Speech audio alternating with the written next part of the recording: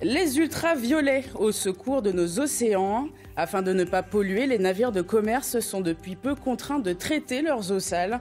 Gros plan sur BioUV, une entreprise héroltaise qui permet au 3e plus gros navire du monde d'être plus propre. En matière de trafic maritime, la législation évolue et devrait faire du bien à nos océans. Depuis un an, les navires de commerce sortant des chantiers navals sont obligés de traiter leurs eaux sales pour éviter de contaminer les mers. Une entreprise héroltaise travaille depuis plusieurs années sur une technologie UV de pointe. Elle équipe le 3e plus gros navire du monde. Laurent Baumel avec le bureau de France 3 Baie de Seine. 200 000 tonnes, 400 mètres de long qui vient d'accoster au port du Havre, est le plus gros porte-conteneurs français. Le Saint-Exupéry sillonne depuis février dernier les mers du globe. Au-delà de la dimension exceptionnelle du navire, c'est peut-être dans les entrailles du monstre que se trouve la révolution. Une technologie française conçue et fabriquée dans l'Hérault. Une usine de traitement des eaux sales contenue dans les ballasts, ces réservoirs indispensables à l'équilibre du navire, qui fonctionne seul ou presque. Automatique, c'est-à-dire que les gens en opération commerciale qui sont chargés de faire le ballastage, quand ils démarrent leur ballast, démarrent le système qui se gère automatiquement.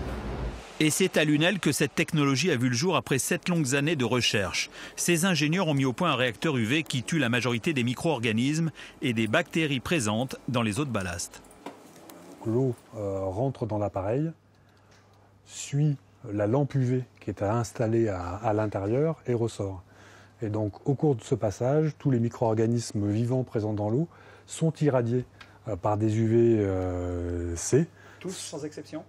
Ils sont plus ou moins résistants, mais on adapte la dose UV justement à la catégorie de micro-organismes que l'on a à traiter. Depuis septembre 2017, les instances maritimes mondiales obligent tous les nouveaux navires à s'équiper d'usines de traitement. Quant aux 50 000 navires en activité, les plus anciens, ils ont jusqu'à 2024 pour se mettre aux normes. Autant dire que la technologie UV développée par cette PME a de beaux jours devant elle. C'est un marché qui, pour la technologie qui est la nôtre, va représenter 7,5 milliards d'euros.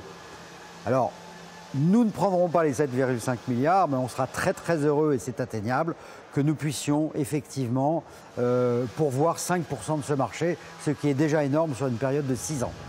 Chaque année, le trafic maritime transocéanique déplace dans ses soutes plus de 4 milliards de mètres cubes d'eau. Des eaux qui ont modifié le milieu marin et entraîné des contaminations bactériennes graves. Ces nouvelles normes mondiales doivent limiter leur impact lors des échanges commerciaux qui, eux, s'intensifient.